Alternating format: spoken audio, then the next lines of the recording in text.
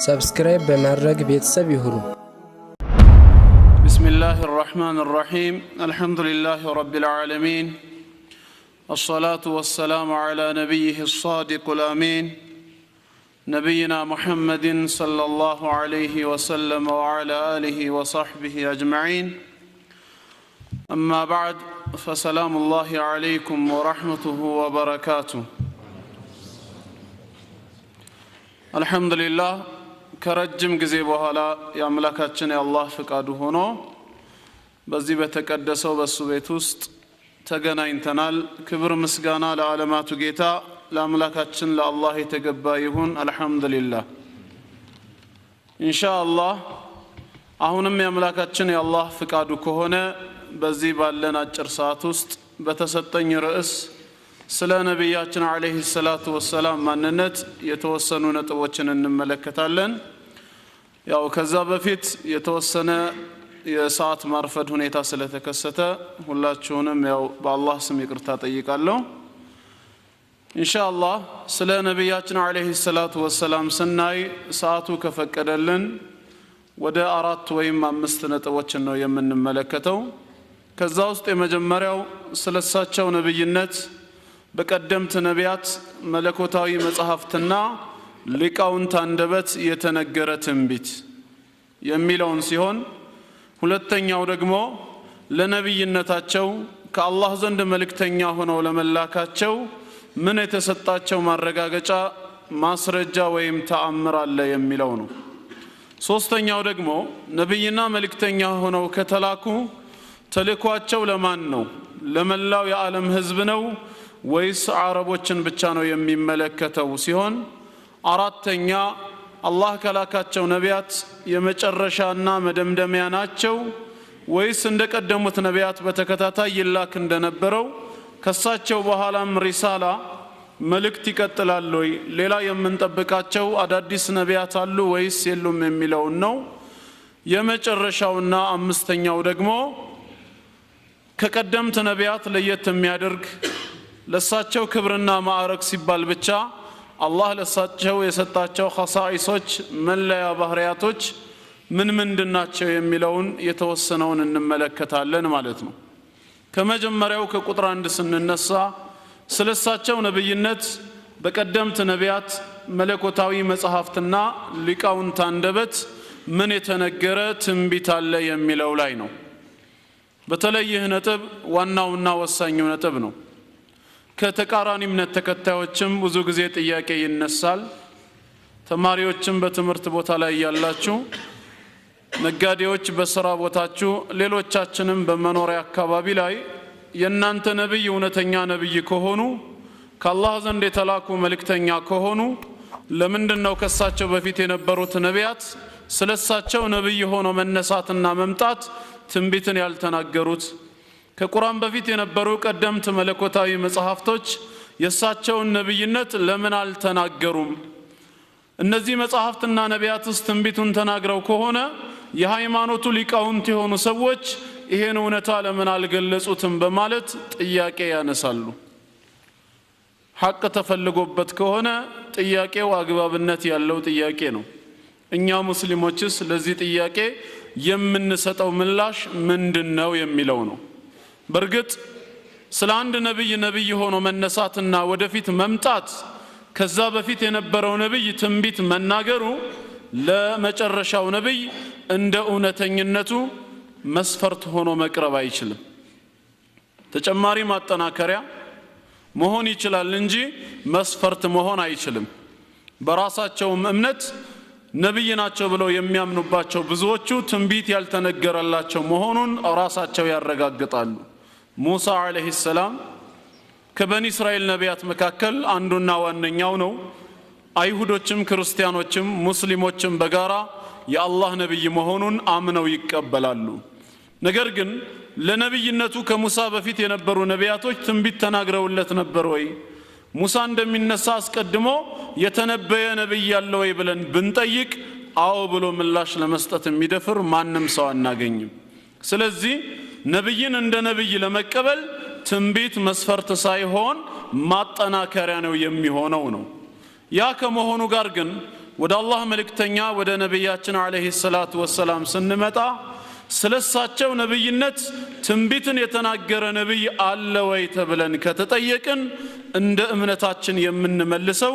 ስለሳቸው ነብይነት ትንቢትን ያልተናገረ አንድም ነብይ የለም ነው የምንለው።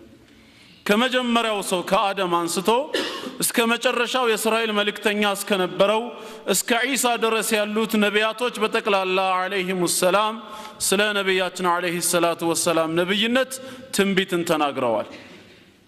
እሳቸው ወደፊት መልእክተኛ ሆነው እንደሚላኩ እንደሚመጡ ትንቢትን ሳይናገር ለተከታዮቹ ሳያስጠነቅቅ የነብይነት ወይም የረሱልነት ማዕረግ ተሰጥቶት ለህዝቦቹ የተላከ አንድም ነብይም ወይም ረሱል የለም ብለን ነው የምናምነው። ሁሉም ነቢያቶች ሁሉም ረሱሎች በተለይ ሐዲሱ ሰሂህ ከሆነ 124000 የተባሉትም በተቀላላ ሲናገሩ የነበረው ስለ ነብያችን አለይሂ ሰላቱ ወሰላም ነው። የሳቸውን ነብይነት ያልተናገረ ነብይ የለም ነው። ይሄን እምነታችንን በማስረጃ ማጽደቁ ማስፈላጊ ከሆነ አላህ በሱረቱ አሊ ኢምራን ምዕራፍ 3 ቁጥር 81 ላይ እንዲህ ይላል። ሱረቱ አሊ ኢምራን ምዕራፍ 3 ቁጥር 81 ላይ ወኢዘ አኸዘ አላሁ ሚሳቀ ነቢይን አላህ ከነቢያት ጋራ በመሐላ የጠበቀ የሆነውን ቃል ኪዳን በያዘ ጊዜ አስታውስ ይላል። አህድ ሳይሆን እዚህ ጋር ሚሳቅ ነው። በመሐላ የጠነከረ የሆነ ቃል ኪዳን በገባ ሰዓት አስታውስ። እነዚህን ነቢያቶች በተቀላላ ምን አላቸው? ለማ አተይቱኩም ሚን ኪታቢን ወሕክማ እኔ ለእናንተ መጽሐፍን ከጥበብ ጋር ሰጥቻችሁ ثم جاءكم رسول ከዚያ በኋላ ግን አንድ መልእክተኛ ቢመጣላችሁ ይሄ መልእክተኛ ማለት ሙሰድቅ ሊማ ማዓኩም እናንተ ዘንድ ያለውን የወረደላችሁን ወህይ የምትከተሉትን ዲን እውነት መሆኑን የሚያረጋግጥ ቢሆንና እናንተ በህይወት ሆናችሁ ብታገኙት ለቱእሚኑነ ቢሂ ወለተንሱሩነ በዚህ መልእክተኛ ነብይነት ልታምኑ ከኋላው ተከትላችሁ ልትረዱት በማለት በመሐላ የጠበቀ የሆነውን ቃል ኪዳን በያዘ ጊዜ አስታውስ። ቃለ ከዛም ጌታችን ምን አላቸው? አቅረርቱም አረጋገጣችሁን? ወአኸዝቱም ዐላ ዛሊኩም እስሪ በይሃችሁ ላይ የጠበቀ የሆነውን ቃል ኪዳኔንስ ሁላችሁም ያዛችሁን ሲላቸው ሁሉም ነቢያቶች በአንድ ድምፅ ቃሉ አቅረርና አዎ ጌታችን ሆይ አረጋግጠናል። ይህን ታልከው መልእክተኛ ሲመጣ በህይወት ሆነን ካገኘነው አምነንበት ከኋላው ተከትለን እንረዳዋለን አሉ። ቃለ ፈሽሀዱ አላህም ምን አለ? በሉ እንግዲያውስ መስክሩ ወአነ መዓኩም ሚነ ሻሂዲን እኔም ከናንተ ከመስካሪዎቹ ጋር ነኝ ይላል። በዚህ ቅዱስ የቁርአን አንቀጽ መሰረት ሁላችንም በግልጽ የምንረዳው ነገር ምንድነው? አላህ የላካቸውን ነቢያቶች በተቀላላ መጽሐፍን ከጥበብ ጋር እንደሰጣቸው ከገለጸ በኋላ አንድ ቃል ኪዳን ግን አስገብቷቸዋል። ወደፊት አንድ መልእክተኛ ይመጣል። ይሄ የሚመጣው መልእክተኛ እናንተ ዘንድ ያለውን የሚያረጋግጥ የሆነ ነው። እናንተ በህይወት ሆናችሁ ካገኛችሁት አምናችሁበት ከኋላው ተከትላችሁ ትረዱታላችሁ የሚል ነው። እዚህ ጋር ሊነሳ የሚገባው ጥያቄ ወደፊት ይመጣል የተባለው መልእክተኛ ወይም ነብይ ማን ነው የሚለውን ነው። ሁላችንም ቅንጣት ታክል ሳንጠራጠር የምንመልሰው ምላሽ ማን ነው? ነብያችን አለይሂ ሰላቱ ወሰላም ናቸው። በተለይ የዚህን የቁርአን አንቀጽ ትርጓሜውን በተመለከተ ለሁለት ሰሃባዎች ቦታውን ብንለቅላቸው እነሱ ምን እንደሚሉን እስኪ እንስማ። وعن علي وابن عباس رضي الله عنهم أنهما قالا عبد الله بن عباس أن علي بن أبي طالب سنقروا من دنيالوت ما بعث الله نبيا آدم فمن بعده الله آدم من يهون كسبها لا يالوت النبياتوች የነብይነት ማዕረግን ሰጥቶ አላካቸውም إلا أخذ عليه الميثاق በዚህ በሚልከው መልእክተኛ ላይ በመሐላ የጠበቀ የሆነ ቃል ኪዳን ቢያስገባው እንጂ ከዚህ ቃል ኪዳን ውጪ ነብይነት ተሰጥቶት የተላከ አንድም የለም። ምን የሚል ቃል ኪዳን? ለኢን ቡዒሰ ሙሐመዱን አለይሂ ሰላቱ ወሰላም ወሁወ ሐዩን የአላህ መልእክተኛ ነብይ ሆነው ሲላኩ ያ የቀደመው ነብይ በህይወት ሆኖ ካገኛቸው ለዩእሚነነ ቢሂ ወለየንሱረነሁ በሳቸው ነብይነት ሊያምን ከኋላቸው ተከትሎ ሊረዳቸው ቢሆን እንጂ ከዚህ ቃል ኪዳን ውጪ በነብይነት የተላከ የለም። ይህ ቃል ኪዳንም በዚህ አያቆምም። ثم امره ان ياخذ العهد على قومه ያ ነብይ ሰው ነውና ምናልባት ጊዜው ደርሶ ቢሞት የዛ ነብይ ተከታዮች እንኳን በህይወት ሆነው እሳቸውን ሊያገኙ ይችላሉና አላህ ለዚህ ነብይ የገባውን ቃል ኪዳን ያ ነብይ ደግሞ ለተከታዮቹም እንዲያዛቸው አላህ ቃል አስገባው። ምን እንዲላቸው ለኢን ቡዒተ ሙሐመዱን ዐለይሂ ሰላቱ ወሰላም ወሁም አሕያኡን የአላህ መልእክተኛ ነብይ ሆነው ሲላኩ የቀደምት ነቢያት ተከታዮች ማለት ነው በህይወት ሆነው እሳቸውን ካገኟቸው ለዩእሚኑነ ቢሂ ወለየንሱሩነሁ በሳቸው ነብይነት ሊያምኑ ከኋላቸው ተከትለው ሊረዷቸው ቢሆን እንጂ ይሄ ቃል ኪዳን ሳይሰጠው አንድም ነብይ ሆኖ አልተላከም። ثم تلا علي رضي الله عنه هذه الآية ከዛም ለማረጋገጫነት አሊ ኢብኑ አቢ ጣሊብ ይህን የቁርአን አንቀጽ አነበበ። አخرجه البخاري ስለዚህ ይሄ ቁርአን አንቀጽ ለሁላችንም በግልጽ የሚያሳየን ስለ ነብያችን አለይሂ ሰላቱ ወሰላም ነብይነት ነቢያቶች ሁሉ ትንቢት የተናገሩላቸው ነብይ ናቸው። በሁኔታዎች መመቻቸት በአጋጣሚዎች ክስተት ነብይ ነኝ ብለው የተነሱ ሳይሆኑ ነቢያቶች ሁሉ ትንቢት ተናግረውላቸው ስለሳቸው አስቀድሞ በመለኮታዊ መጽሐፍትም ጭምር የተገለጸላቸው ናቸው። ምናልባት ማስረጃውንም ይበልጥ ለማጠናከር አንዳንድ ነቢያቶችን ስማቸውን እየጠቀስን እከሌ ስለሳቸው ተናግሮ ነበር እከሌ የሚባለው ነብይ የሳቸው ነብይነት አበስሮ ነበር የሚለውን እንኳን መጥቀሱ አስፈላጊ ከሆነ ሶስት ነቢያቶችን መጥቀስ ይቻላል። ከነዚህም ውስጥ የመጀመሪያዎቹ ሁለቱ ኢብራሂምና እስማዒል አለይሂም ሰላም አባትና ልጅ የካዕባን ቤት መሰረቱን ከገነቡት በኋላ ወደ ጌታ አላህ ዱዓ ማድረግ ሲጀምሩ ምንድን ነበር ያሉት? ሱረቱል በቀራ ምዕራፍ 2 ቁጥር 129 ላይ በሱረቱል በቀራ ምዕራፍ 2 ቁጥር 129 ላይ ረበና ጌታችን ሆይ አሉ ወብዓት ፊህም ረሱላን ሚንሁም ወደፊት ከውስጣቸው ከራሳቸው ጎሳ ከአረብ የሆነን መልእክተኛ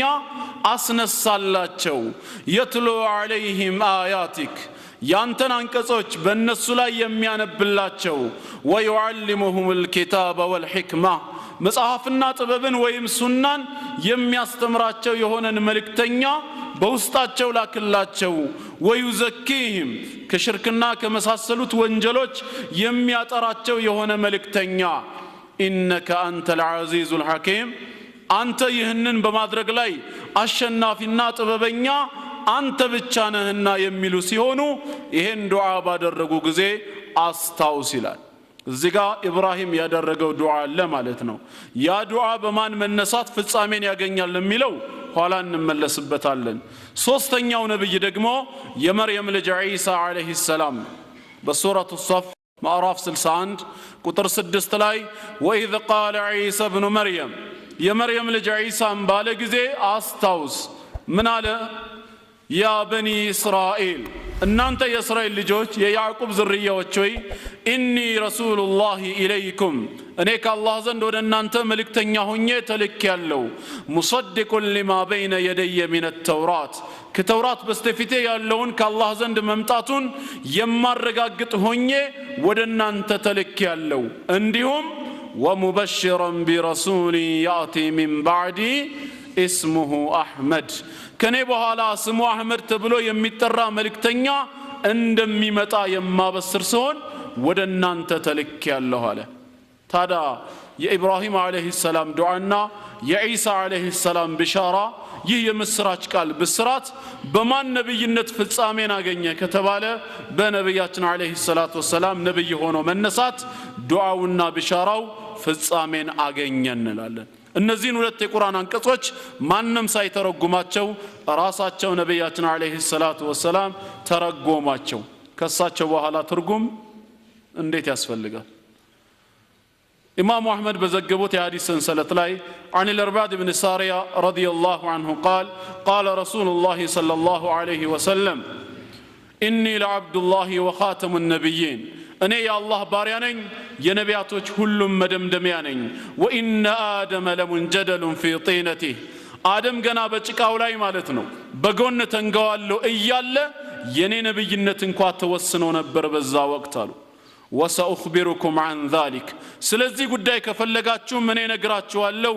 አና ዳዕወቱ ኢብራሂም አለይሂ ሰላም የኢብራሂም ልመና እኔ ነበርኩ አሉ ኢብራሂም ምን ብሎ ነበር የለመነው ረበና ወብዓث ፊህም ረሱላን ሚንሁም ከውስጣቸው ከአረብ ጎሳ የሆነን መልእክተኛ አስነሳላቸው ሲል የነበረው ዱዓ እኔ ነበርኩኝ ወብሻረተ ዒሳ አለይሂ ሰላም የዒሳ ብስራት እኔው ነበርኩ አሉ ወሙበሽራን ቢረሱል ያእቲ ሚን ባዕዲ እስሙሁ አሕመድ ተብሎ የሚጠራ መልእክተኛ አንዳንድ ጊዜ ለሙግት ሲባል ካፊሮች ምን ይላሉ ይሄን ጥቅስ በመጥቀስ ዒሳ የተናገረው ስለ አሕመድ መምጣት እንጂ ስለ ሙሐመድ አይደለም የሚሉ አሉ እኔንም የገጠመኝ ስላለ ነው አንድ የሐዋርያት እምነት ተከታይ ኦንሊ ጂሰስ ወይም አፖስቶሊክ ቸርች የሚባሉ ኢየሱስ ብቻ ተብለው የሚጠሩ ስላሴን የማይቀበሉ ነገር ግን በብሉይ ኪዳን ዘመን እንደ አብ ሆኖ በአዲስ ኪዳን እንደ ስጋ ተገልጾ በሐዋርያት ጊዜ በመንፈስ መልክ ታይቶ በእነዚህ ሶስት የመገለጫ መንገዶች የታየው አንዱ ኢየሱስ ብቻ ነው ስላሴ የሚባል ነገር የለም ሶስቱ የሱ የወህይ መንገዶች ሲፋቶቹ ናቸው እንጂ ስላሴ አይደለም ብለው የሚያምኑ ቡድኖች አሉ ከነሱ ጋራ ካንዱ ሰዋይ ነው የናንተ ነብይ እውነተኛ ከሆኑ ለምንድነው ዒሳ ትንቢትን ያልተናገረው አለኝ ዒሳማ በሚገባ ትንቢት ተናግሮላቸዋል ብዬ ሱረቱ ሶፍን ከፍቼ የአማርኛውን ትርጉም አነበብኩለት ከኔ በኋላ አሕመድ ተብሎ የሚጠራ መልእክተኛ እንደሚመጣ አበስራለሁ ይላል ታዲያ ምን አለኝ እዚህ ጋር እኮ ትንቢቱ የሚናገረው አሕመድ ይመጣል ብሎ ነው እንጂ ሙሐመድ ይመጣል ብሎ አይደለም አለኝ ይሄ ሌላኛው ሁለተኛው ስማቸው ነው ብለው ምናልባት መሸሻ ነው ብሎም ሊተረጉመው ይችላል እንደዛ ከሆነ እኔም ጥያቄ ልጠይቅህ አልኩት እሺ አለኝ ኢሳይያስ 7:14 ላይ ትንቢት አለ ይሄ ትንቢት ለማን እንደሆነ እንድትነግረኝ ፈልጋለሁ በትንቢተ ኢሳይያስ ምዕራፍ 7:14 ላይ እነሆ ጌታ ራሱ ምልክት ይሰጣቸዋል ድንግል ትጸንሳለች ወንድ ልጅንም ትወልዳለች ስሙንም አማኑኤል ብላ ትጠራዋለች ይላል ለማን የተነገረ ትንቢት ነው አልኩት ምን ጥርጥር አለው ለጌታችን ለኢየሱስ ነው አለኝ አማኑኤል ይመጣል አለ እንጂ ኢየሱስ ይመጣል አለ የሚል እኮ የለም አልኩት የጌታችን ሌላ ስሙ አማኑኤል ነው አለኝ የነብያችን አለይሂ ሰላቱ ወሰለም ሌላ ስማቸው አሕመድ ነው አልኩት ምክንያቱም በሐዲስ ላይ እንደገለጹት ኢነሊ አስማኡን አና ሙሐመዱን ወአና አሕመዱን ብለዋል ለምን ሙስጠፋ አይልም ሙስጠፋስ ቢሆን የሳቸው ስም አይደለም እንዴ አለይሂ ሰላቱ ወሰለም ሐቂቃ ሱነት ስለ አሕመድ ይናገራል ስለሳቸው አይደለም ብሎ ክች ካለ ችክ ብሎ የሚናገር ከሆነ በአሕመድ መምጣት እስታምናለሁ ወይ ብሎ መጠየቅ ነው ግን አያምንም ለጊዜው ማሳሳቻ ከሆነ ብሎ ነው አላኩል ሐል ነቢያት ሁሉ ትንቢት የተናገሩላቸው ነብይ እሳቸው ናቸው ይሄ እንግዲህ አንደኛው ጎን ነው በዚያና በቃም ወደ ሁለተኛው ጎን ደግሞ እንገባለን ደግመንም እንናገራለን ምን እንላለን ስለሳቸው ነብይነት ትንቢትን የተናገሩት ነቢያት ብቻ አይደሉም ቀደምት መለኮታዊ መጽሐፍትም የሳቸው ነብይነት በሚገባ አበስረዋል ብለን ነው የምናምነው አላህ ያወረዳቸው መለኮታዊ መጽሐፍት ስለሳቸው ይናገራሉ ነው የምንለው ለዚህ ማረጋገጫም ካስፈለገ ሁለቱን መጽሐፍቶች ተውራትና ኢንጂልን እንደ ናሙና መጠቀም ይቻላል በሱረቱል አዕራፍ ማዕራፍ 7 ቁጥር 156 እስከ 157 የተቀመጠ ቃል አለ ከቁጥር 156 ጀምሮ ምን ይላል ሙሳና ተከታዮቹ ማለት ነው ረበና فاكتب لنا في هذه الدنيا حسنة وفي الآخرة حسنة ጌታችን ሆይ በዚች በቅርቢቱ ዓለም ለኛ መልካም ነገር ጻፍልን በመጨረሻይቱም ዓለም ጀነትን ለኛ ጻፍልን ኢና ሁድና ኢለይክ ሁላችንም ወደ አንተ ተመልሰናልና ጀነትን ጻፍልን አሉ ቃል አላህም ምን አላቸው አዛቢ ኡሲቡ ቢሂ መን አሻ ቅጣቴ ግን ከባሮቼ መካከል የምሻውን ሰው ይቀጣበታለሁ ወራህመቲ ወሲዐት ኩለ ሸይ እዝነቴ ግን ይላል ይህች ጀነቴ ሁሉን ነገር ነውና የሰፋቸው ፈሰአክቱቡሃ للذين يتقون ለነዚያ የትም ስፍራ ሆነው ጌታቸውን ለሚፈሩ ባሮቼ ብቻ ነው የምጽፋት ወዩኡቱነ ዘካት ምጽዋትንም በአግባቡ የሚሰጡ ለሆኑት ወለዚነ ሁም ቢአያቲና ዩእሚኑን ለነዚያም ባንቀጾቻችን የሚያምኑ ለሆኑ ባሮቼ እጽፋታለሁ አለ ቁጥር 157 ላይ ደግሞ ይህንኑ ጀነት ለማን እንደሚጽፍ ሲናገር ምን አለ الذين يتبعون الرسول ለነዚያ መልእክተኛውን የሚከተሉ ለሆኑት አለ የትኛውን መልእክተኛ النبي الأمي ማንበብና መጻፍ የማይችል የሆነውን መልእክተኛ الذي ይህ ማንበብና መጻፍ የማይችል የሆነው መልእክተኛ ማለት يجدونه مكتوبا عندهم في التوراة والإنجيل እነሱ ዘንድ በተውራትና በኢንጂል ስሙና ባህሪው ተጽፎ የሚያገኙት የሆነው መልእክተኛ አለ ተውራትና ኢንጂል ስለማን ይናገራሉ ማንበብና መጻፍ ስለማይችለው ስለ ነብያችን አለይሂ ሰላቱ ወሰለም ነብይነት ትንቢትን ይናገራሉ ከትንቢቱም መካከል ከፊሉ ያእምሩሁም ቢልማዕሩፍ በመልካም ነገር ያዛቸዋል ወየንሃሁም ዐኒል ሙንከር ከመጥፎ ነገር ይከለክላቸዋል ወዩሂሉ ለሁም الطيبات ጠቃሚና በጎ ነገሮችን ይፈቅድላቸዋል ወዩሐሪሙ ዐለይሂም الخبائث ጎጂ ነገሮችን በተቅላላ እርም ያደርግባቸዋል ወየضع عنهم اسرهم ሸክማቸውንም ከላያቸው ላይ ያነሳላቸዋል والأغلال التي كانت عليهم በእነሱ ላይ ተጭኖባቸው የነበረውንም እንዛዝላ ወይም ከባድ ህግጋት ይላል በኒ እስራኤሎች በአመጻቸው ምክንያት በወንጀላቸው ተፈቅዶላቸው የነበሩ የምግብ አይነቶች ሁሉ ኋላ ላይ حرام ተደርጎባቸው ስለነበር በሳቸው ነብይነት ካመኑ በሳቸው ሰበብ ይሄ የተጫነባቸው እዳና ከባድ ህግጋት ሊነሳላቸው አላህ ቃል ገብቶላቸዋል ይሄ ሁሉ ትንቢት ተውራትና ኢንጂል ሲናገሩት የነበረው ትንቢት ነው ብሎ ቁርአኑ ይገልጽልናል አልአያ አይደለም ስለሳቸው ስለ ተከታዮቻቸውን ባህሪ ጭምር እኮ ነው የሚናገሩት ተውራትና ኢንጂል የሳቸውን ተከታዮች የሳቸውን ባልደረቦች በትንቢት መልክ ያስቀመጠ መጽሐፍ ስለ ነብያቸው አያወራም ብሎ ማሰብ ምንኛ የዋህነት ነው በሱረቱል ፈትህ ቁጥር 29 ላይ የመጨረሻው አንቀጽ ሱረቱል ፈትህ ቁጥር 29 ላይ ምንድነው የሚለው ሙሐመዱር ረሱሉላህ አለይሂ ሰላቱ ወሰላም የአላህ መልእክተኛ የሆነው ሙሐመድና ወለዚነ ማዐህ እነዚያ ከርሱ ጋር ያሉ ግብረአበሮቹ አሽዳኡ ዐለል ኩፋር በካህዲዎች ላይ ብርቱዎች ጨካኞች ናቸው ሩሐማኡ በይነሁም በመሐከላቸው ግን የሚተዛዘኑ ናቸው ተራሁም ሩክዓን ሱጀዳ ለጌታቸው አጎንባሾችና ሰጋጆች ሆነው ትመለከታቸዋለህ يبتغون فضلا من الله ورضوانا ከጌታቸው ዘንድ ያለውን ትሩፋቱንና ውዴታውን ፈልገው ሲሰግዱና ሲያጎነብሱ ታያቸዋለህ ሲማሁም في وجوههم من اثر السجود የስግደቱ ፋናው ምልክቱ በፊቶቻቸው ግንባራቸው ላይ ሲሆን ይከተላቸዋል ይሄ እስካሁን የተገለጸው ጸባያቸው እስካሁን የተነገረው ባህሪያቸው በተቅላላ ذلك مثلهم في التوراة በተውራት የተገለጸው በተውራት የተነገረው ጸባያቸው ነው አለ ومثلهم في الانجيل በኢንጂል ላይ ደግሞ የተገለጸው ባህሪያቸው ከዘርዒን ልክ እንዳዝመራ ነው ይላል اخرج شطأه ቀንዘሉን እንዳወጣ አዝመራ ይመስላል ከዛም በኋላ ይህ ቀንዘል አዝመራውን فآزره እንዳጠናከረው فاستغلظ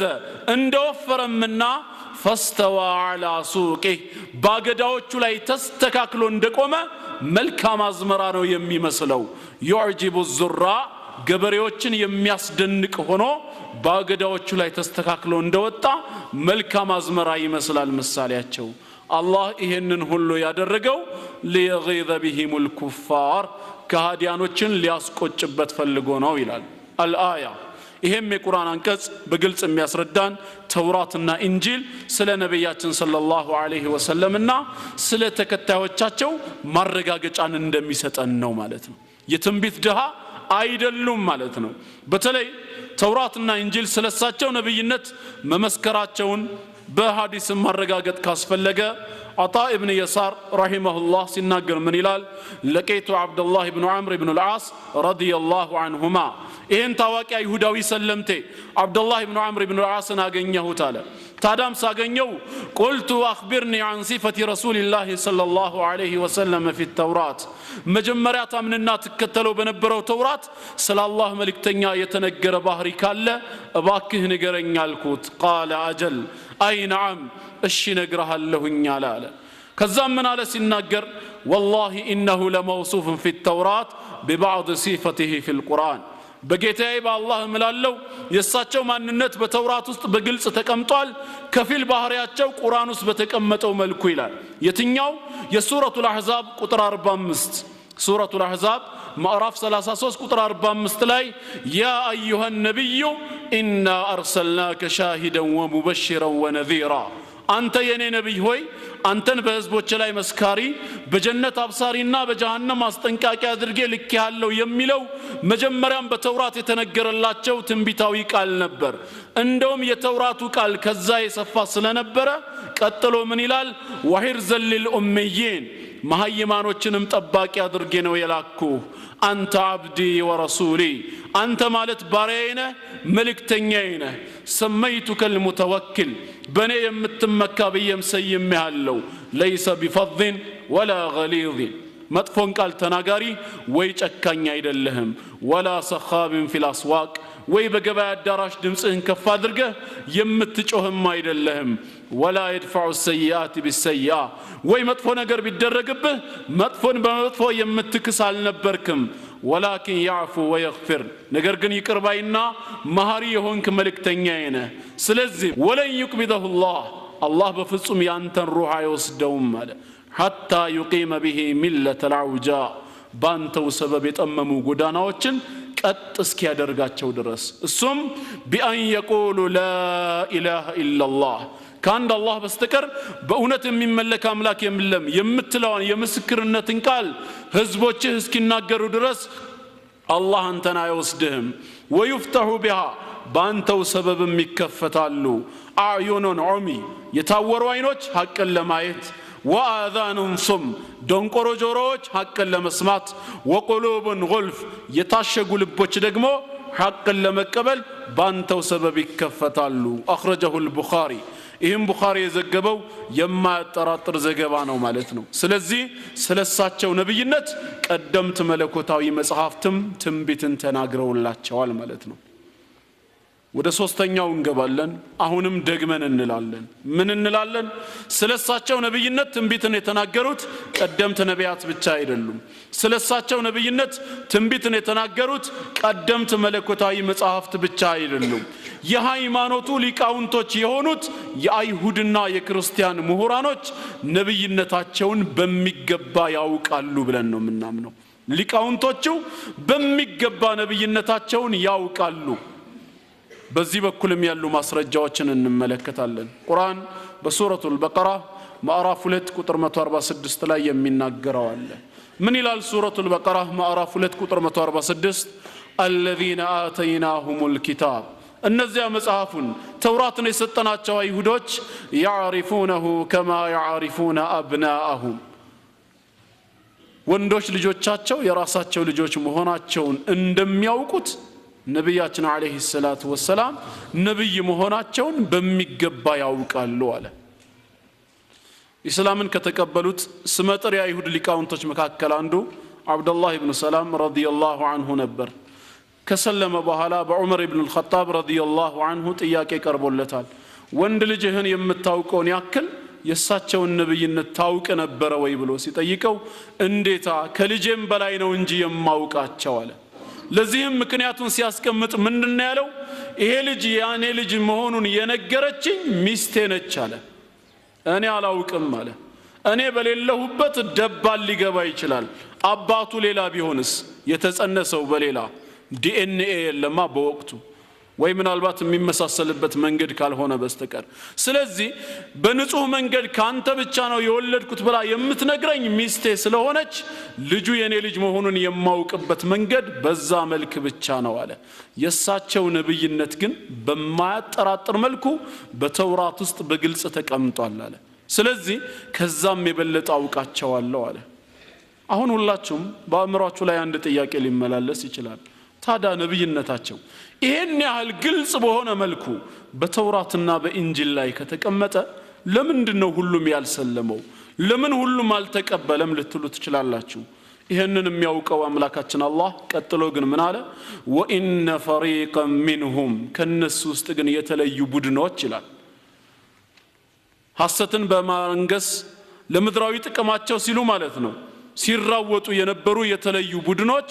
ለየክቱሙን الحق وهم يعلمون ይሄን እውነታ ያወቁ ይደብቁታል አለ። መጽሐፉን ይሸሽጉታል። በመጽሐፉ ላይ ጭማሪና ቅነሳ በማድረግ ያለውን በማውጣትና ሌላ በመተካት መጽሐፉን ምን ያደረጉት? ለወጡት፣ በረዙት እንጂ ከጥንት እንደነበረውማ በግልጽ መልኩ ነበር ተውራትና ኢንጂል ስለሳቸው ነብይነት የሚናገረው ነው። ይሄው አባባል በሌላም ስፍራ ተገልጿል። አረ የምን ማወቅ ብቻ አይሁዶች እሳቸውን በማወቅ ማመጭ ቆመ። ጭራሽ እሳቸው ቶሎ ጊዜው ደርሶ ነብይ ሆኖ እንዲላኩ ማለት ነው አላህን ሲማጸኑ የነበሩት ሲለምኑ የነበሩት ማን ነበሩ? ራሳቸው አይሁዶች አልነበሩም እንዴ? አላህ ራሱ እኮ ነግሮናል በሱረቱል በቀራ ማዕራፍ 2 ቁጥር 89 ላይ በግልጽ የነገረን ነገር አለ። ከአረቦች ጋር በሚያደርጉት ጦርነት ሁሌም ሽንፈት ሲገጥማቸው አንድ ነገር ግን አረቦች ላይ ዛቻ ዝተው ነበር። መጨረሻ ዘመን የሚመጣ መልእክተኛ አለ። ይሄ መልእክተኛ ሲመጣ እኛ ከሱ ኋላ ሆነን ተከትለነው እናንተን እናጠፋችኋለን ብለው ይዝቱባቸው ነበር። ስለዚህ ጊዜው ደርሶ አላህ ይሄን መልእክተኛ ቶሎ ልኮላቸው እነሱ ከዚህ መልእክተኛ ኋላ ሆነው ድልን እንዲቀዳጁ አላህን ሲለማመጡ ሲለምኑባቸው የነበረው ነብያችን አለይሂ ሰላቱ ወሰላም ናቸው። ቁርአን በሱረቱል በቀራ ማዕራፍ 2 ቁጥር 89 ላይ ገልጾታል። ምንድነው የሚለው? ወለማ ጃአሁም ኪታቡን ሚን ዒንዲላህ ከአላህ ዘንድ የሆነ መጽሐፍ በመጣላቸው ጊዜ ሙሰድቁን ሊማ መዐሁም እነሱ ዘንድ ያለውን ተውራት መሰረቱ ከአላህ ዘንድ መውረዱን የሚያረጋግጥ የሆነ ቁርአን ሲመጣላቸው ካዱበት፣ አስተባበሉ። ወካኑ ሚን ቀብል ከዛ በፊት እኮ ነበሩ ይላል። ምን ነበሩ? يستفتحون على الذين كفروا በነዛ በካዱት አረብ ጣዖታውያኖች ላይ የሚማጸኑበትና የሚረዳዱበት ነበሩ። አምላካችን አላህ ሆይ መጨረሻ ዘመን በሚመጣው መልእክተኛ ተማጽነናል። የዚህን መልእክተኛ ጊዜ መምጣት ቶሎ አቻኩልልንና እኛ ከዚህ መልእክተኛ ኋላ ሆነን እነዚህን ከሃዲያኖች እናጥፋ በማለት የሚማጸኑበት ነበሩ። ፈለማ ጃአሁም ማ ዐረፉ ያ ያውቁት የነበረው መልእክተኛ ጊዜው አይደርስ የለ ጊዜው ደረሰና ሲመጣላቸው ከፈሩ ቢህ ወዲያውኑ ካዱበት። ምቀኝነት፣ ጥላቻ በቦታው አገረሸና እኛ የምንፈልገው ከራሳችን የአይሁድ ጎሳ ነው እንጂ ካልተማረ ከመሃይም ከአረብ ውስጥ እንዴት ነብይነት ይመረጣል በማለት ምቀኝነቱና ጥላቻው ቦታውን ሲይዘው ለክህደት ዳረጋቸው። ፈላዕነቱላሂ ዐለል ካፊሪን የአላህም ቁጣ በካህዲያኖች ላይ ይሁን ይላል። ስለዚህ ስለሳቸው ነብይነት ቀደምት ነቢያት ትንቢትን ተናግረውላቸዋል። ስለሳቸው ነብይነት መለኮታዊ መጽሐፍት ሁሉ ትንቢትን ተናግረዋል። ስለሳቸው ነብይነት የሃይማኖቱ ሊቃውንቶችም እንደዚሁ ምስክርነትን ሰጥተዋል። ተግባባን? ይሄ እንግዲህ ከአይሁዶች ነው። ከክርስቲያኖቹ ማስረጃ ካስፈለገ ሱረቱል ማኢዳ ቁጥር 82 እስከ 84 መመልከት ይቻላል። በተለይ እቺን ጥቅስ ወንጌላውያኖች ብዙ ጊዜ ይጠቀሟታል። ቁርአን ለነሱ ክብርና ምስክርነትን እንደሰጠ ያደርጉታል። ቁጥር 82 ላይ ለተጅደና አሸደ الناس عداوة للذين آمنوا ለነዚያ ላመኑ ሙስሊሞች ከሰዎች ሁሉ በላይ በጠላትነት ይበልጥ የበረቱ ሆነው ታገኛቸዋለህ ይላል። እነማንን? اليهود والذين أشركوا አይሁዳውያኖችንና በአላህ ያጋሩ አረብ ጣዖታውያኖች ላመኑ ሙስሊሞች ከሰዎች ሁሉ በላይ በጠላትነት የበረቱ ናቸው ይላል። በዛው ተቃራኒ ወለተጅደና አቅረበሁም መወደተ للذين آمنوا ለነዚህ ያላመኑ ሙስሊሞች በወዳጅነት ደግሞ ይበልጥ የቀረቡ ሆነው ታገኛቸዋለህ። የትኞቹን? الذين قالوا إنا نصارى እኛ ክርስቲያኖች ነን ያሉትን። ለዚህም ዋናው ምክንያት ذلك بأن منهم قسيسين ورهبانا ሱስ ቀሳውስትና መነኮሳት በመኖራቸው وأنهم لا يستكبرون እነሱም የማይኮሩ በመሆናቸው ነው ይላል። አንቀጹ ግን አልተሟላም። መቀጠል ነበረበት እዚህ ጋር ተቋረጠና ምን ተደረገ ይሄ ጥቅስ ወጣና ቁርአንኛ ኩራት የሌለብን የማንኮራ እውነተኞች መሆናችንን መስክሮልናል ይላሉ እኛ ጥያቄ ብቻ እንጠይቃቸዋለን ቁርአኑን ከናንተው በላይ እኛው እናውቀዋለን ለኛ ተገልጾልናል የሚሉን ከሆነ በርግጥ ይሄ ጥቅስ እናንተን ይመለከታል ወይ ነው የምንላቸው ማንኛውንም ክርስቲያን አዎ እኛን ይመለከታል የሚል ከሆነ እንግዲያውስ ቁጥር 83 ላይ ዝቅ በሉና ስለነዚህ ቀሳውስትና መነኮሳት ባህሪ ቁርአን የተናገረው ነገር ስላለ ያ ባህሪ በእናንተ ላይ ይታያል ወይ ነው ጥያቄው ምን አለ ቀጥሎ ወኢዛ ሰሚዑ ማ ኡንዚለ ኢለ الرسول ወደ መልእክተኛው የተወረደውን ቁርአን መልእክቱን ባዳመጡ ጊዜ ተራ አዕዩኑሁም ተፊዱ ሚን الدمع አይኖቻቸው እንባን ሲያፈስ ታገኛቸዋለህ አለ ሚማ አረፉ ሚን الحق እውነቱን ከማወቃቸው የተነሳ አይኖቻቸው እንባን ያፈሳሉ አለ የቁርአኑን መልእክት ሲያዳምጡ እነዚህ በጌታችን ምስክርነት የተሰጣቸው አንተ እንደዛ ነህ ወይ በለው ወይስ ሐዋሳ ላይ እንደተከሰተው ቁርአንን ሽንት ቤት ለመጠቀም ቁርአንን ለመሳደብ ድፍረቱ ያለህ ነህ የትኛው ሆነህ ነው ይሄን የቁርአን አንቀጽ ለኔ ይመለከታል ብለህ የምትተረጉመው ነው እዚህ ጋር እየተናገረ ያለው ሰበብ ንዙሉ ስለ ኢትዮጵያዊው ሙስሊም ንጉስ ስለ ነጃሺ አስሐመተ ነጃሺ ረዲየላሁ ዐንሁ ስለሱና ከሱ ጋር አብረው ስለነበሩት ሚኒስቴሮቹ ነው የዛኔ በጃዕፈር በኩል የተነበበላቸው የቁርአንን መልእክት ሲያዳምጡ ጺማቸው ጭምር በእንባ ነበር የራሰው እውነት መሆኑን አመኑ ተቀበሉ ማለት ነው በኢትዮጵያ ላይ ግን ያው የነገሰ ሙስሊም የለም ይላሉ አይደለም መጀመሪያ በኢትዮጵያ ላይ የነገሰው ንጉስ ሙስሊም ነው ካፊር ነው በታሪክ እስከሄድን ሙስሊም እንጂ ካፊር የለም ኢትዮጵያንን በመያዝ ረገድ ቀድሞ ያዙት ሙስሊሞች ናቸው እንጂ ካፊሮች አይደሉም እነሱ ተገድበው የነበረው ሰሜኑ አክሱም ክልል ላይ ነው ሱልጣኔቶች እነማን እንደነበሩ ሸዋ አካባቢ ላይ ማን ይኖሩ እንደነበረ ታሪክን ማመሳከር ይቻላል አሁን ግን እዚህ ጋር ግቡ ታሪክ ለማስተማር አይደለም ሙስሊም ንጉስ የለም እየተባለ ታሪክ ለማጥፋት ግን ሲነሳ በዚህ መስክ ላይ ዕውቀት ያላቸው ወንድሞች ደግሞ የበኩላቸውን አስተዋጽኦ ማድረግ መቻል አለባቸው ጀግናው መሪያችን ኢማሙ አህመድ ኢብኑ ኢብራሂም አልጋዚ ረሂመሁላህ እሱስ ማን ነበረ ካፊር ነበረ ወይስ ምናልባት እሱ የሀገር መሪ አይደለም ወራሪ ሊባል ነው على كل حال ወደ ነጥባችን ስንመለስ ስለ ነብያችን ሰለላሁ ዐለይሂ ወሰለም ማንነት እነዚህ ሊቃውንቶች እንኳን መልእክቱን አዳምጠው ያመኑ የመሰከሩላቸው መሆኑን እናውቃለን ማለት ነው ስለዚህ ሁሉም ትንቢት ለሳቸው ነበረ ማለት ነው ከዚህ በኋላ ማስረጃ ያስፈልጋል ስለ ነብያችን ሰለላሁ ዐለይሂ ወሰለም ነብይነት ምን አይነት ትንቢት ቃል ያስፈልጋል ነቢያቶች ከተናገሩ መለኮታዊ መጻሕፍቶች ከመሰከሩ ሊቃውንቶችም በሚገባ ካወቋቸው የሳቸውን ማንነት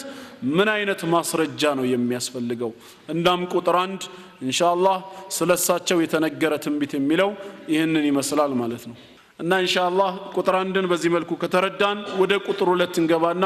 ስለሳቸው ነብይነት የተሰጣቸው ማስረጃ ከአላህ ዘንድ ነብይ ሆኖ ለመላካቸው ምን የተሰጣቸው ተአምር ወይም ማስረጃ አለ በማለት ወገኖች ስለሚጠይቁ ለነሱ ምላሽ ይሆን ዘንድ አንዳንድ ተአምራቶችን ኢንሻአላህ እንጠቅሳለን ማለት ነው መቼም ከተአምር ሁሉ በላጩ ቅዱስ ቁርአን ነው ቁርአን የነብያችን አለይሂ ሰላቱ ወሰለም ሙዕጂዛ ነው ከቀደምት ነቢያቶች ሙዕጂዛ በሁለት መልክ ነው የሚለየው አንደኛ የቀደምት ነቢያት ሙዕጂዛ ምንድነው ሂስይ ነው የሚዳሰስ ነገር ነው ባይነህ ያየው ሲሰራ ማለት ነው የምትመለከተው ነው ቁርአን ግን ማዕናዊ ነው አእምሮን የሚያናግር ህሊናን የሚጠይቅ ነው በቁርአኑ አምላካዊ ቃልነት የሚጠራጠር ሰው ካለ ያንን የስነ ጽሁፍ የቅኔና የግጥም ችሎታውን ተጠቅሞ ፋአቱ በሱረት ሚን مثله እንዳለው ቁርአንን የሚመስል ነገር አስመስላችሁ አምጡ ነው ጻፉ ነው ያለው ባረፍተ ነገሩ አሰካክ ባነጋገሩ ጠቅላላነት ማለት ነው ስድም ቀኔም ሳይሆን ግን ለእያንዳንዱ አንቀጽ ዜማዊ ማሳረፊያዎች ያሉት የሆነ ቁርአንን የሚመስል እስኪ መልእክት አምጡ ከ18ኛው ክፍለ ዘመን በኋላ ዲን አልእስላምን ለማጥፋት ኢንተርኔት ላይ ያገኘሁት ነው አንድ ኪታብ ላይ ምን ይላል በምዕራባውያኖች 163000 ሙጀለድ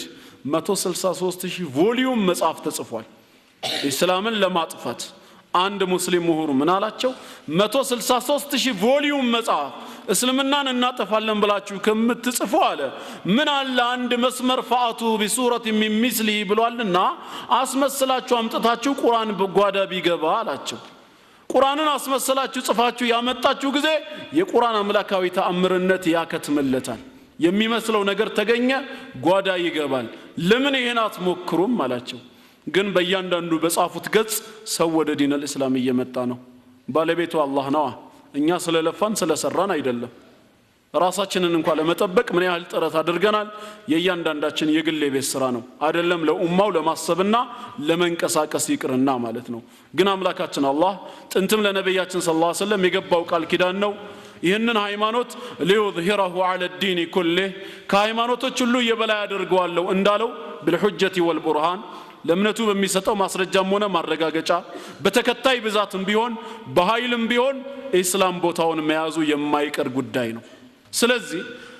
ቁርአን ሙዕጂዛነቱ ማለት ነው የቁርአን ሙዕጂዛነት ምንድነው ህሊናን ያናግራል አምሳያውን አምጡ ይላል ሁለተኛው ከቀደምት ነቢያት በምን ይለያል የነሱ ወቅትይ ነው ጊዜያዊ ነው ከነሱ የነብይነት ዘመን ጋር አብሮ ይቆያል ከዛም ሲሞቱ ተአምሩ ያቆማል ማለት ነው የቁርአን ሙዕጂዛ ግን ዘላለማዊ ነው ቂያማ እስከሚቆም ድረስ ዛሬም እየተፎካከረ ነው የወረደላቸው ነብይ ቢሞቱም እሳቸው በህይወት ባይኖሩም ቁርአኑ ግን ዛሬም አለ የሚፎካከሩትን ይጠይቃል ይሄ ዋና ሙዕጂዛቸው ከመሆኑ ጋር ግን ጠላቶች ብዙ ጊዜ የሚፈልጉት ያው እንደለመዱት በመጽሐፎቻቸው የሚዳሰስ ነገር ስለሆነ እስኪ በሐዲስ ላይ የተሰሩ አንዳንድ ናሙናዎችን እስከ 5 የሚደርሱትን እንመልከትና ከነብያችን አለይሂ ሰላቱ ወሰለም ነብይነት ጋራ እንመለከተዋለን ማለት ነው ከነዚህም መካከል አንደኛው ሙዕጂዛ ነብዑል ማኡ ሚን በይን አሳቢዒሂ አለይሂ ሰላቱ ወሰለም ከጣታቸው መካከል ውሃ መፍለቁና መብዛቱ ለሳቸው ከተሰጣቸው ተአምር መካከል አንዱ ነው ይሄም በብዙ ስፍራ ላይ ተደጋግሟል ከዛ መካከል ማ ረዋሁ አነስ ኢብኑ ማሊክ ረዲየላሁ ዐንሁ قال أوتي النبي صلى الله عليه وسلم بإناء وهو بالزوراء مع أصحابه كبالدرباتشو غارا زوراء بتبالو سفرا لاي إيالو عندك عمتالاتشو فوضع يده في الإناء እጃቸውንም በእቃ ላይ ያደረጉና ሲያነሱት فجعل الماء ينبع من بين أصابعه عليه الصلاة والسلام ከጣታቸው መካከል ውሃ መፍለቅ ጀመረ ውሃ አጥተው ስለነበረ ሰሃባዎች ለውዱ ውሃ ተቸግረው ስለነበር ከጣታቸው መካከል ውሃ ፈለቀ فتوضأ القوم ህዝቦችም ከሳቸው ጣት ይፈልቅ በነበረው ውሃ ውዱእ አደረጉ قال قتادة ሲናገር ምን ይላል قلت لأنس أنسን ጠየቅኩት አለ ይሄን ሰሃቢ ከም ኩንቱም በዛ ሰዓት ከሳቸው ጣት ይፈልቅ በነበረው ውሃ ውዱእ የተጠቀማችሁ ሰሃባዎች ስንት ነበራችሁ ብዬ ስጠይቀው قال 300 ሰሃባዎች ነበርና አለ 300 ሰሃባዎች አንድ ሰው ሙሉ ውዱእ ለማድረግ ምን ያህል ውሃ ይበቃዋል ዛሬ አንድ ጆክ ነው አይደለም እንግዲህ በአንድ ጆክ እንኳን እናስላው ቢባል ስንት ጆክ ማለት ነው ከሰው ጣት ኢማጂን እንግዲህ አስቡ ሙሳ አለይሂ ሰላም ምናልባት በበትሩ ድንጋዩን መጥቶት ከድንጋዩ መሃል 12 ምንጭ አልፈለቀም ወይ ትሉ ይሆናል ፈልቋል ሙዕጂዛ ነው እናምናለን ግን የሳቸው በምን ይለያል ከተባለ ድንጋይ ውስጥ ቢያንስ ውሃ አለ በድንጋይ ውስጥ ምን አለ ውሃ አለ ያ ነገር ግን ምንጭ ሆኖ እጅግ በስቶ መውጣቱ ሙዕጂዛ ነው ያሰኘው ከሰው ጣት ግን ውሃ ይፈልቃል ተብሎ ይታሰባል የማይሆን ነገር ነው ግን አላህ የማይሳነው ጌታ ሁሉ ይቻለዋልና ከሳቸው ጣት ይሄንን እንዲፈልቅ አድርጓል ማለት ነው በሌላም ስፍራ ያው ይሄ ተደረጋለ ከሰዓት አንፃር ነው አንዳንድ ምሳሌ መሰጣችሁ ሁለተኛ ተክሲሩ الطعام القليل ትንሽ ምግብ አሁንም በሳቸው ዱዓ ምክንያት አላህ ረድኤቱን ጨምሮበት ለብዙዎች እንዲበቃ ማድረጉ ማለት ነው ለብዙዎች እንዲበቃ ማድረጉ ባንድ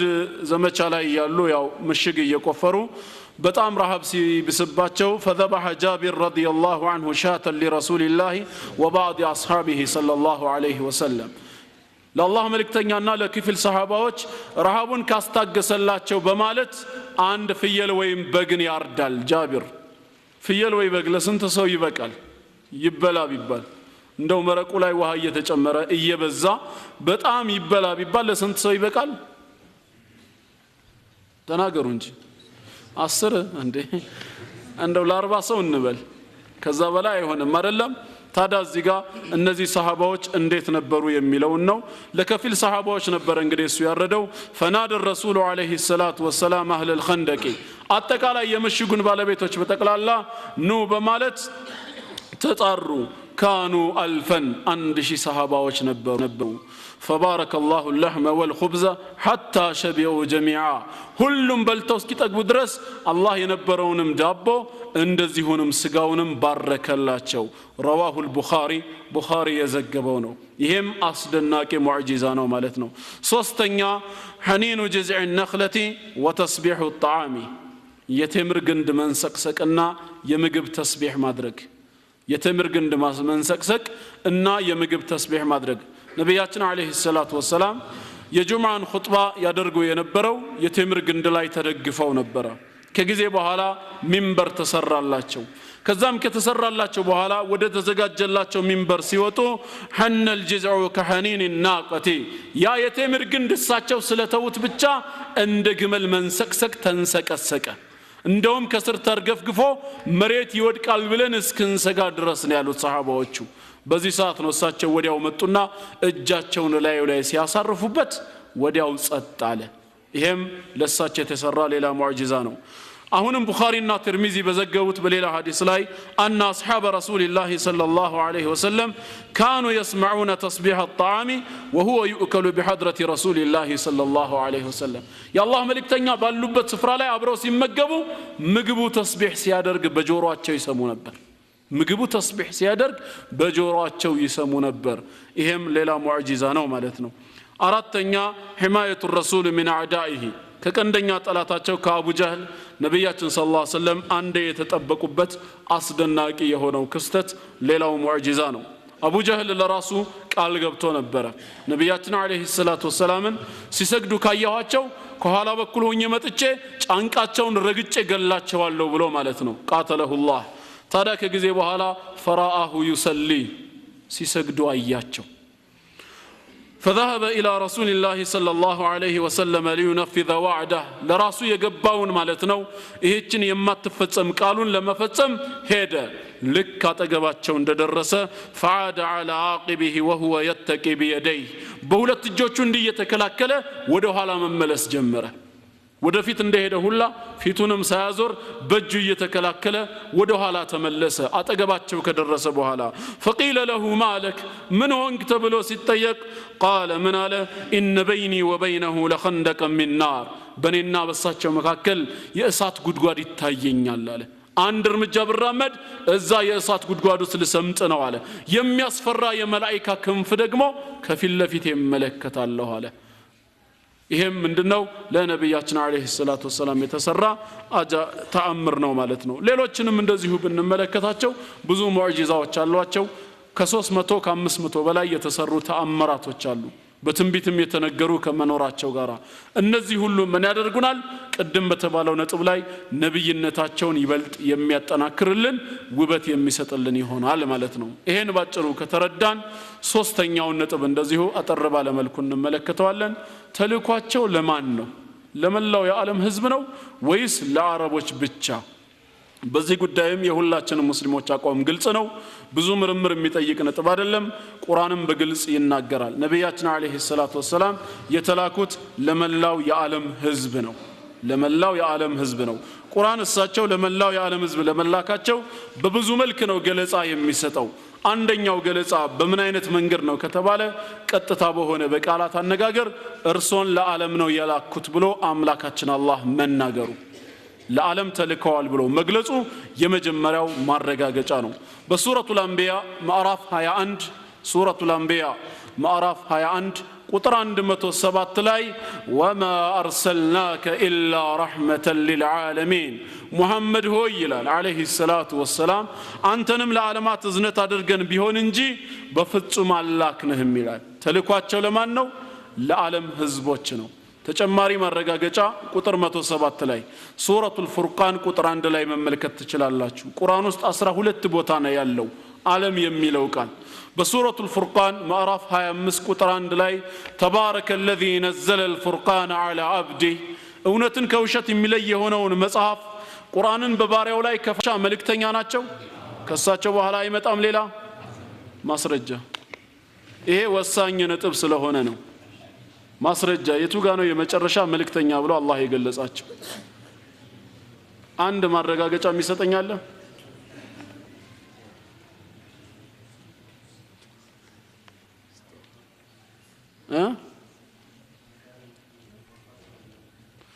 سورة الأحزاب قطر 4 ላይ ያለውን ጠቅሶታል ተስማማላችሁ ማዕራፍ 33 ቁጥር 40 ما كان محمد أبا أحد من رجالكم ولكن رسول الله وخاتم النبيين محمد ከወንዶቻችሁ ያንድም ሰው አባት አይደለም ግን የአላህ መልእክተኛና የነቢያቶች መደምደሚያ ነው ይላል ተስማማላችሁ ማሻአላህ እኔም እንደናንተ ተስማማ ነበር ታዲያ አሁን ምን ሆንክ እንዳትሉኝ ከአንድ የባሃኢ እምነት ተከታይ ጋራ ስንወያይ የአላህ መልእክተኛ የመጨረሻ ለመሆናቸው ማስረጃ ጥቀስ አለኝ አሁን እናንተ የጠቀሳችሁትን ሱረቱል አሕዛብ ቁጥር 40 ጠቀስኩለት አየህ ወንድሜ ብዙ ሙስሊሞች ይህንን አንቀጽ በደንብ አስተውለው ሳይመለከቱት ገደሉስ ገቡ አለኝ አላህ ከገደል ያውጣህ ነረ እንግዲህ እሱ እንዴት አድርጎ እንደተመለከተው ነው እንጃ ምኑ ነው ችግሩ ስለው አንቀጹን ብትመለከተው ወላኪን ረሱላላህ ወኻተመ ነብይን ይላል እንጂ ኻተመ الرسل የነቢያቶች መደምደሚያ ናቸው ብሎ ይናገራል እንጂ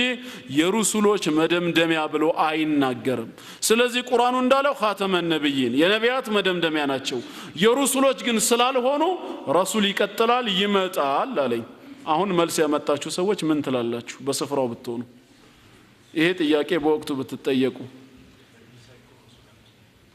ነብይ ሳይኮን ረሱል መሆን አይቻልም ይላል መረጃ አለ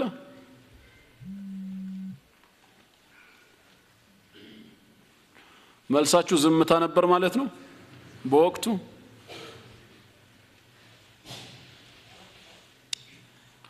ለማንኛውም ይሄ ነጥብ ምናልባት ሰፋ ያለ ምላሽ ያስፈልገው ይሆናል እኔ በወቅቱ የጠየቅኩት ነብይና ረሱል ምንድነው ልዩነቱ አልኩት የረሱል አይደሉም የነብይ ግን ናቸው ሲለኝ ምንድነው ልዩነቱ አልኩት እንዴ ይለያያሉ አለኝ አምጣ መረጃ አልኩት ነብይ ማለት ትንቢት ተናጋሪ ነው ረሱል ማለት መልእክተኛ ነው አለኝ እኔ እኮ ያልኩ ቃሉን ተርጉሙ አይደለም ያልኩ ነብይና ረሱል ተብሎ የሚጠራው ግለሰብ የሚለዩበትን መንገድ አምጣ ነው ነብይ የሚባለው ይሄን ሲያሟላ ረሱል ይሄንን ያሟላል የሚል ለይተህ ማስረጃ አምጣ አልኩት ማስረጃ ማምጣት አልቻለም ያው በብዙ ዑለሞች ዘንድ ማለት ነው እንደ ተመራጭ ሆኖ የተያዘውን አራቱን መስፈርት በረሱል ውስጥ ያለውን ነገርኩትና ነብይ ሶስቱን አሟልቶ በአራተኛው ቦታ ግን የቀደመውን ረሱል መልእክት በአማኞች መካከል እንደሚያድስ ነገርኩት ረሱል ማለት ሰው ነው ጾታው ወንድ ነው ከአላህ ዘንድ ወህይ ይወረድለታል መልእክቱን ደግሞ እንደዚሁ ለተቃወሙት ህዝቦች ሄዶ የማድረስ ግዳጅ አለበት ያው ሰዓት እየተጠናቀቀ ስለመጣ ነው ነብይ ከሆነ ግን የመጀመሪያዎችን ሶስቱን ሲያሟላ በአራተኛው ቦታ ላይ ግን ከአላህ የሚወርድለትን ወህይ ለሙእሚኖች እንዲያደርስና በመሐከል እንዲያዛቸው ይላካል እንጂ እንደ ረሱሉ ማለት ነው መልእክቱ ለተቃወሙት ህዝቦች ጭምር አይደለም ኢርሳሉ ሙቀየድ ነው የተገደበ ነው ስለዚህ በይነሁማ ዑሙሙን ወኹሱስ አሁን አንዱ ጥቅላዊ ሌላው ንጥላዊ መሆን ይችላል ማለት ነው فكل رسول نبي وليس كل نبي رسول ማንኛውም ረሱል ነብይነትን ሲያቀፍ ነብይ ሲሆን ነብይ ሁሉ ግን ረሱል አይደለም ስለዚህም ነው አምላካችን አላህ ያ አዩሃ ነብዩ ኢና አርሰልናከ ያለው ነብይነታቸውን ከገለጸ በኋላ አንተን ለህዝቦችህ ላክንህ በማለት ረሱልነታቸውን የጠቀሰው ከዚህ አንፃር ካየነው አልኩት አንተ እንዳልከው ማንኛውም ረሱል ነብይነትን ስለሚያቅፍ ይሄ ይመጣል ያልከው በሃኡላ ነው እንግዲህ በእነሱ ሚርዛ ሁሴን አሊ በ1260 የተነሳ ማለት ነው በሂጅራ አቆጣጠር ረሱል ነው ምትል ከሆነ ነብይ ነው ማለት ግድ ስለሚሆን ነብይ ነው ብለህ ካመንክ ኻተመ ነብይን ከሚለው ጋር ስለሚጋጭ ነብይነቱ ውድቅ ይሆናል አልኩት ከዚህ አንፃር ይሄ አንደኛው ነው ግን ሰፋ ወዳለው መንገድ እንምጣና ቁርአን የሳቸውን የመጨረሻነት በዛ መልክ ብቻ ነው ወይ የገደበው ነው ጥያቄው በሌላ መልክ ሳልገለጸውም ገልጾታል እስቲ ሱረቱል አንዓም ቁጥር 19ን እንመልከት እሳቸው የመጨረሻ መሆናቸውን አያሳይም ወይ ሱረቱል አንዓም ምዕራፍ 6 ቁጥር 19 ላይ ቁል አዩ ሸይኢን አክበሩ ሸሃዳ እስኪ በምስክርነት ከሁሉ ይበልጥ የበረታው የትኛው ትልቅ ነው ብለህ ጠይቃቸው ሌላ መልስ የለምና ቁልላህ አላህ ራሱ ነው በል። አላህ ማለት ሸሂዱን በይኒ ወበይነኩም በእኔና በእናንተ መካከል መስካሪ የሆነ ጌታ ነው። ወኡሕየ ኢለየ ሃዘል ቁርአን ይህ ቁርአን ወደ እኔ ተላለፈልኝ ወደ እኔ ወረደልኝ በላቸው። ለምን ዓላማ? ሊኡንዚረኩም ቢህ በዚህ ቁርአን እናንተን ላስጠነቅቃችሁ፣ ከዛስ ወመን በለግ መልእክቱ የደረሰውንም ሰው ጭምር ይላል። አሁን እዚህ ጋር መረዳት ያለብን የቁርአን አስጠንቃቂነት በጊዜና በቦታ ሳይገደብ መልእክቱ የደረሰውንም ሰው ሁሉ ጭምር ይመለከታል። አንድ ሰው በየትኛውም ዘመን በየትኛውም ቦታ ይኖር የቁርአን መልእክት ከደረሰው ሁጃ ቆሞበታል፣ ማስረጃ በሱ ላይ ተረጋግጧል፣ ማመን ግድ ይሆናል ማለት ነው። ይሄ ማለት በሌላ መልኩ የሚወርድ መጽሐፍ የለም፣ የሚላክ ነብይ የለም ማለት ነው። ሌላ መልእክተኛና መጽሐፍማ ቢኖር ኖሮ የቁርአን አስጠንቃቂነት እስከመቼ ነበር የሚሆነው? እስከዛ መልእክተኛ መምጣት ነበር የሚሆነው። ያ መልእክተኛ ከመጣ በኋላ ማስጠንቀቂያነቱ በዛ ነብይና በሚወርድለት ወህይ ላይ የተገደበ ይሆናል ማለት ነው። እዚህ ጋር ግን ወመን በለግ ለደረሰው ሁሉን ያለው በጊዜም በቦታም ሳይገድበው፣ በሌላ መልክ ነብይ የለም መጽሐፍ የለም ማለት ነው። ተግባባን? ይሄ ሁለተኛ ማረጋገጫ ነው። ሶስተኛ ሱረቱ ኒሳ 136 ጌታችን አንድ የሚፈልገው ነገር አለ ከኛ። ያ አዩሃ الذين آمنوا آمنوا بالله እናንተ ያመናችሁ ሰዎች ሆይ በአላህ ላይ ያላችሁን እምነት አድሱት ይላል። እምነታችሁን አጠንክሩ። ወረሱሊሂ እንደዚሁም በመልእክተኛው እመኑ። ወልኪታብ الذي نزل على رسوله በመልእክተኛውም ላይ ከፋፍሎ ባወረደው በቁርአንም እመኑ። ወልኪታብ الذي أنزل من قبل ከዛ በፊት ባወረደውም እመኑ አለ። እዚህ ጋር የሚነሳው ጥያቄ ምንድነው ካላችሁ አላህ ከኛ ኢማንን ይፈልጋል። ምን አይነት ኢማን? በሱ ብቸኛ ጌትነት እንድናምን፣ በነብያችን ሰለላሁ ዐለይሂ ወሰለም ነብይነት መልእክተኝነት እንድናምን ይፈልጋል። በሳቸው ላይ በወረደው ወህይ በቁርአን እንድናምንና ከቁርአን በፊት በነበሩት እንድናምንም ጭምር ፈለገ። የሚነሳው ጥያቄ ከቁርአን በፊት ብሎ ለምን ቆመ? ከሳቸው በኋላ በሚመጣውም እመኑ ለምን አላለም? ቁም ነገሩ እዚህ ጋር ነው። ያ ለማለቱ የሳቸውን የመጨረሻነት መደምደሚያነት ያሳያል። ምናልባት ተቃውሞ ቢነሳስ እንደዛ ያላለው ገና ገይብ ነው ያልመጣ ስለነበረ በወቅቱ የሌለ ነው ካሉ ከቁርአን በፊት የነበሩትስ ሰሃቦችም ሆኑ እኛ ነበርንባቸው እንዴ? አይተናቸዋል? አላየንም። ገይብ ነው፣ ምንም ለውጥ የለውም። ግን ምንም ገይብ ቢሆን በገይብ ማመን አንዱ የኢማን አካል ነውና ጥንት በነበሩትም እመኑ እንዳለው ኋላ በሚመጣውም እመኑ ብሎ ጌታችን ይናገራል። ሁሉንም አምኖ አንድ ነብይ እንኳን ማስተባበል ሁክሙ ምንድነው? ሁሉንም ማስተባበል አይደለም እንዴ? ለዚህ ነው ኑህ አለይሂ ሰላም ኢነ ቀውሚ ከዘቡኒ እያለ ህዝቦቼ እኔን አስተባበሉኝ ሲል አላህ ግን ምን እያለ ነው? ከዘበት ቀውሙ ኑሂን ልሙርሰሊን ያለው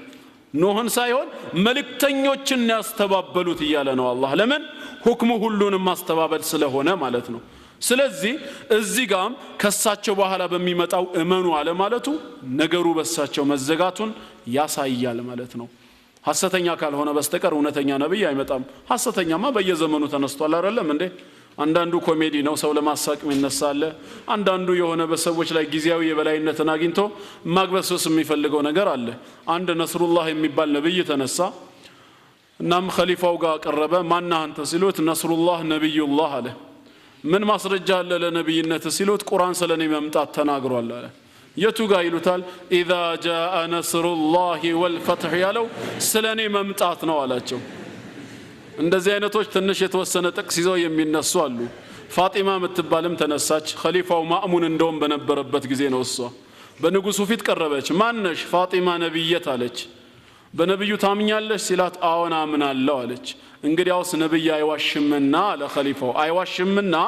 ላ ነብይ ባዕዲ ብለዋል አይደለም ወይ በሐዲሳቸው ብሎ ሲጠይቃት ሰደቀ ሙሐመድ አለይሂ ሰላቱ ወሰላም አለች። እሳቸው የተናገሩት እውነት ነው አለች። ቀጠለችና ወላኪን ፈህል ቃለ ላ ነብየ ባዕዲ ብላ ጠየቀቻቸው። እሳቸው ያሉት ላ ነብየ ባዕዲ ነው እንጂ ላ ነብየ ባዕዲ በማለት የሴት ነብይ እንደማይመጣ መቼ ገለጹ? ንግግራቸው ከቋንቋ አንፃር የሚያመላክተው ወንድ እንደማይመጣ ነው አለች። በሁለት እጁ አፉን ሞልቶ ያዘና ተንተክ በጣም ሳቀ። ከሷ መቀጠል አልችልም፣ የሚቀጥል ካለ ይቀጥል አለ። ምላሽ አጥቶላት ግን ያው ሱረቱ ዩሱፍ ቁጥር 109 ይገድባታል ወማ አርሰልና ሚን ቀብሊክ ኢላ ሪጃላን ብሏል በወንድ የተገደበ መሆኑ እሷን ምላሽ ይሰጣታል ሌላው ተነሳ እንደዚሁ ነብይ ነኝ ነው የሚለው ይሄም ንጉስና ሹማምንቱ ባለበት ፊት ቀረበ ምንድነው አንተ ነብይ ነኝ ወማ አላማቱ ንቡወቲክ ለነብይነት ምን ማስረጃ አለ ሲባል ሁላችሁም እዚህ ጋር ያላችሁት በልባችሁ የምታስቡትን እነግራችኋለሁ አለ ይሄ ደግሞ ያስደነግጣል የሰውን ሐሳብ አላህ ካልገለጸለት በስተቀር ማወቅም ይችላል የለም ሰው ደግሞ እንዲህ ሲባል መስማት ይፈልጋልና ምንድነው በልባችን እሺ ሁላችንም የምናስበው ብሎ ሲጠይቁት ሁላችሁም በልባችሁ የምታስቡት አዎ ይሄ ሰው ሐሰተኛ ነብይ ነው እያላችሁ ነው አለ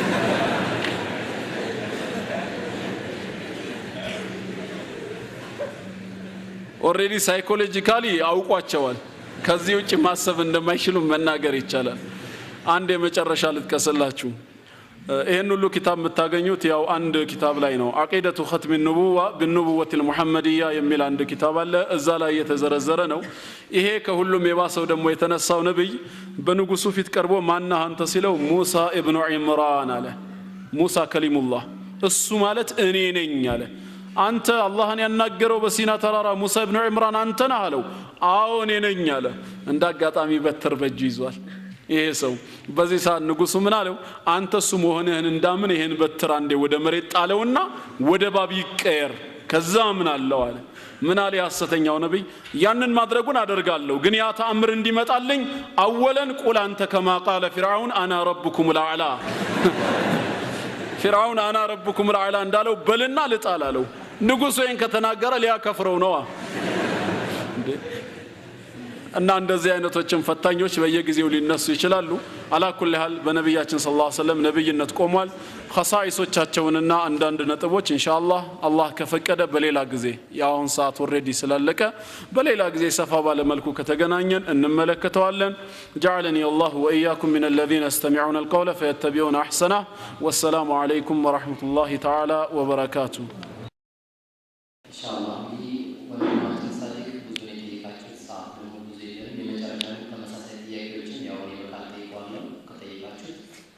በአብዛኛው ሾዴል ፕሮግራም ላይ ከመጣት ስለቆየ በዚህ አጋጣሚ ብዙ ወራቶች ብዙ ውይይቶች ስላለ እንደው ለየት ያለ በውይይቶች መካከል የገጠመ ነገር ካለ ብትጠቅስልን ኢንሻአላህ መጨረሻ ላይ የሚመጣው ስላለ ከካፊሮች ጋር ማለት ነው ቀድሚያ በሸሆጀሌ ላይ በተከታታይ መምጣቴና ወይም ብዙ መቆየቴ በኔ የሚወሰን አይደለም ያው ይሄንን ፕሮግራም በሚያቀናጁ ወንድሞች ነው ወይ አንዳንድ ጊዜ ምንም ላይ መቸኝ ይችላል ይሆናል ምናልባት ብዙ ስለቆየ በዚህ መሃል ስትወያይ እንደው ገጠመኝ ነገር ላላችሁት ውይይት እንደው ማርግ ያለቅም ሁለት ወይ ሶስት ካልሆነ በስተቀር እንደ በፊት እኮ አዲስ አበባ ቀርቷል አሁን ቢያንስ ዶክተር ዛኪር ናይክ ሐፊዘሁላህ ወራአ የሱ ካሴቶች ትምህርቶቹ በአማርኛ ቋንቋ እየተተረጎመ በከፍተኛ መልኩ ስለተሰራጨ ቢያንስ ሙስሊሙ ሌሎች እምነቶችን ቻሌንጅ አድርጎ ወደ ራሱ እንኳን የመጥራት አቅም ባይኖረው በእምነቱ ብቻ ኮንፊደንስ ያለው ሆኖ በእርግጠኝነት መጓዝ ችሏል ይሄንን ጉዳይ እነሱም ስለሚያውቁት ያክፍሮት ኃይላቶች የትኩረት አቅጣጫቸውን ሌላ ስፍራ ነው ያደረጉት እንደ ድሮ በየመንገዱ ውይይት የለም ካያችሁ እንደውም ትንሽ የይሖዋ ምስክሮች ናቸው አሁን ጎልቶ የሚታዩት ጆቫ ዊትነሶች ያው እነሱም አንድ የለመዷት ሎጂክ አለች ይሄ ቀዳ ወልቀድር ሁሌም እነሳ ጥያቄ ያለ አይደል በቃ ገና ስትቀመጥ የመጀመሪያ ውይይት የሚያደርጉት እኛ ሙስሊሞች ሁሉ ነገራችሁ ደስ ይለናል በተለይ ቁርአን ላይ ገና ሲጀምር በአላህ ስም እጅግ በጣም ሩሩ በጣም አዛኝ ይላል በጣም ይማርከናል ግን ግራም ይገባን ይላሉ ሁሉ ነገር ተወስኗል ነው አይደል ለምትሉት ይላል የዋህ ሆኖ ይቀርባል ሙስሊም ነህና በቀዳ ወልቀድር ታምናለህ አዎ ጀሃነም ጀነት ማን እንደሚገባ ተጽፎ አልቋል አዎ ታዲያ ምን አለፋህ ይላል የተጻፈውን ለመቀየር ነው ያንተ ልፋት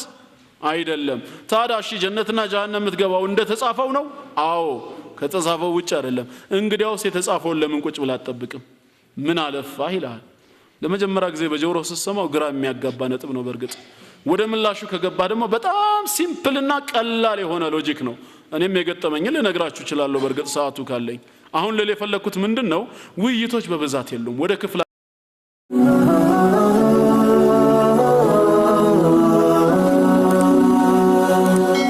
ሰብስክራይብ በማድረግ ቤተሰብ ይሁኑ